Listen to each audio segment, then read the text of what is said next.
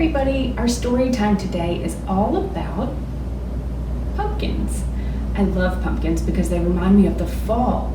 And fall is the season where the weather starts to get a little bit colder and the leaves change colors, and it's really fun to do things outside during the fall. I wanted to tell you about the word pumpkin. This book has pumpkin written really big on the front. Does anybody know that first letter? It's a P. P is for pumpkin, but there's also a second P hidden right in the middle of that word. Let's spell it together, okay? P-U-M-P-K-I-N.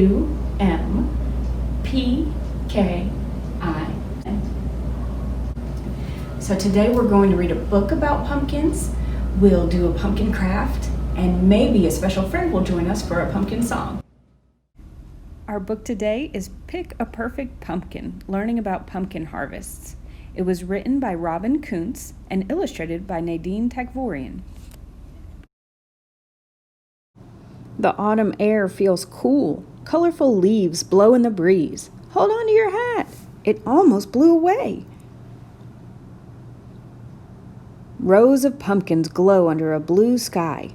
Pumpkin harvest time is here. I want a big pumpkin this year. I want a small one. Pumpkins probably first grew in North America. Now they are grown all around the world. Welcome to our pumpkin farm, says the farmer. Did you grow all of these? Asked the kids. Pumpkin seeds are planted in the spring, and soon sprouts shoot up through the ground. The sprouts grow into long vines. Then the vines flower, and pumpkins grow from those flowers. This one will make a great jack-o'-lantern or a perfect pie for Thanksgiving. A pumpkin has lots of seeds inside. Because it has seeds, a pumpkin is a fruit. Did you know that? Pumpkins turn color as they grow. They can be orange, green, yellow, or white. Some are even red or blue. I've never seen a blue one. How about a red one? Pumpkins come in many shapes and sizes. Some pumpkins can weigh as much as a cow. Is this one big enough for you? Wow, it takes the whole wagon. A ripe pumpkin's color is bold. It sounds hollow when fingers tap it. Once picked, pumpkins should be stored in a cool, dry place. Here the farmer reminds the kids, don't carry heavy pumpkins by the stem. This one's really heavy. If the stem breaks off, it actually goes bad faster. Pumpkins are used to make bread and soup. They're also used to make pumpkin pie. 2 pieces of pie, please, with whipped cream, please. Yum. People carve scary faces in pumpkins.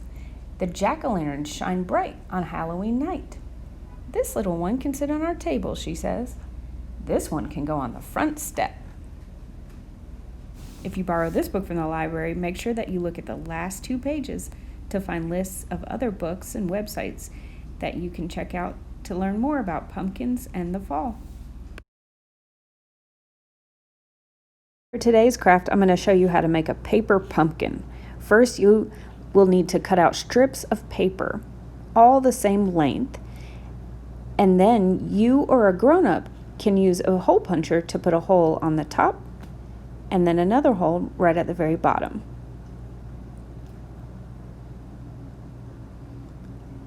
You'll take your paper and put a pipe cleaner through one end. You'll probably want to bend that back so that it doesn't slip right out. And then the other end of the pipe cleaner goes through the holes at the top of your strips of paper. So it'll go in one side and out the other. Bend your strips of paper and then twist the pipe cleaner again to keep them in place there.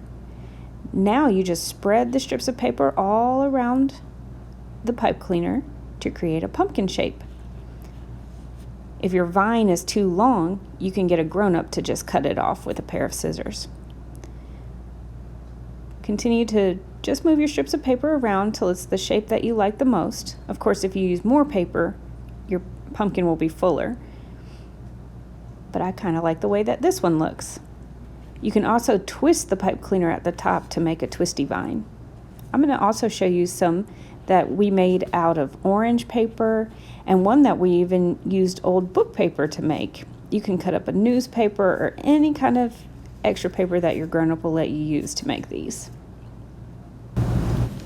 Hi guys, it's Miss Lauren here, and we're going to do one more song before we end our story time today, and it's called Have You Ever Seen a Pumpkin? And these are the hand motions. You're going to say, have you ever seen a pumpkin? A pumpkin, a pumpkin. Have you ever seen a pumpkin that grows on a vine? Can you take your pointer finger and make a curly Q in the air? Very good. That will be our vine. And then we're going to say a round one, a tall one, a bumpy one, a squashed one. Have you ever seen a pumpkin that grows on a vine? You ready to sing it with me? Let's try it. Have you ever seen a pumpkin, a pumpkin, a pumpkin? Have you ever seen a pumpkin that grows on a vine?